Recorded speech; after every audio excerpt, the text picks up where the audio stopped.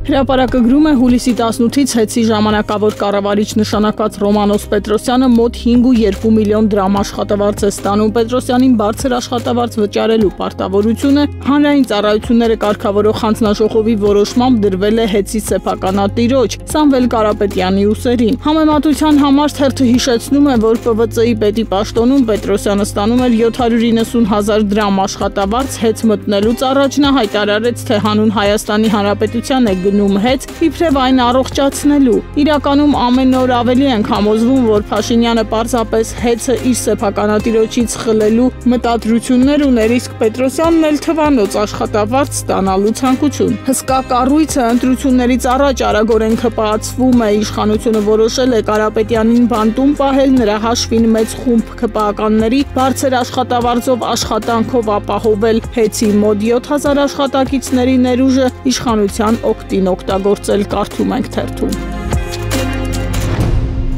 Ժողովուրդը գրում է, իշխանությունները չեն նահանջում եկեղեցու ու կաթողիկոսի հարցում, կաթողիկոսի հեռացման հարցի մասամբ երկրորդ պլան մղվելու փաստը կապված է իշխանությունների համար թիվ 1 հարց դարձած ՔՊ-ի նոր վարչության ընտրություններով, կաթողիկոսի հեռացման հարցում նահանջ չի լինելու։ Փաշինյանը նորից կսկսի իր հորդորները կաթողիկոսի հեռացվելու վերաբերյալ եւ այն կավարտի աստվածաշունչ կարդացածներով, ձևավորելիք խորհրդի աշխատանքներով։ Նիկոլ Փաշինյանն արդեն հստակ դիրքորոշում ունի Տեր Արամ Քահանա Ասատրյանի ճակերտավոր հալածանքի առնչությամբ ու պատրաստ են նրան ամեն գնով կաթողիկոսի գահին հասցնել։ Տեր Արամին ողջ իշխանական թևը հալածյալ է համարում։ Նա միակ եւ եզակի հոգեվորականն է, որ խախտում է հայ առաքելական Սուրբ եկեղեցու կուռ միասնականությունը եւ քննադատում հոգեվոր առաջնորդին, գրում է թերթը։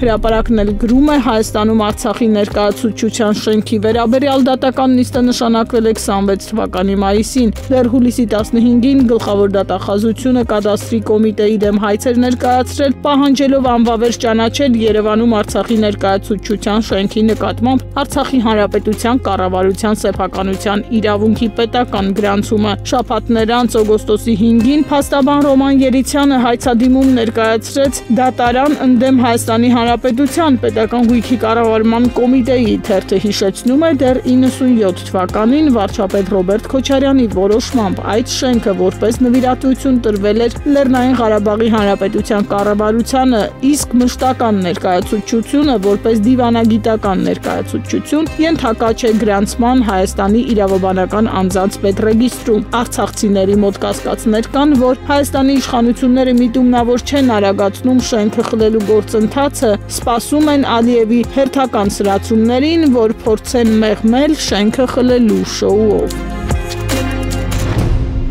Ժողովուրդն էլ անդրադառնում է Արարատը Հայաստանի կնիքներից հանելու իշխանության որոշմանը ու գրում աշխարհում բազմաթիվ օրինակներ կան, երբ պետությունները իրենց պետական զինանշաններում, դրոշներում կամ պաշտոնական փաստաթղթերում խորհրդանիշեր են օգտագործում, որոնք վերաբերում են իրենց պատմական մշակութային տարածքներին, որոնք ներկայումս չեն գտնվում այդ պետության սուվերեն տարածքում։ Որպես օրինակ, թերթը բերում է Շվեյցարիան եւ նշում, որ Շվեյցարիան իր անձնագրում օգտագործում է Ալպերի լանդշաֆտների պատկերները, սակայն շատ կարևոր է դիտարկել, որ Ալպերը ամբողջությամբ չեն գտնվում Շվեյցարիայի տարածքում։ Ալպյան լեռները տարածվում են Իտալիայի, Ավստրիայի, Ֆրանսիայի, Գերմանիայի, Սլովենիայի տարածքներով, բայց այդ պատկերների օգտագործումը չի համարվում տարածքային պահանջ վերոնշյալ եւ ոչ մի երկրի նկատմամբ։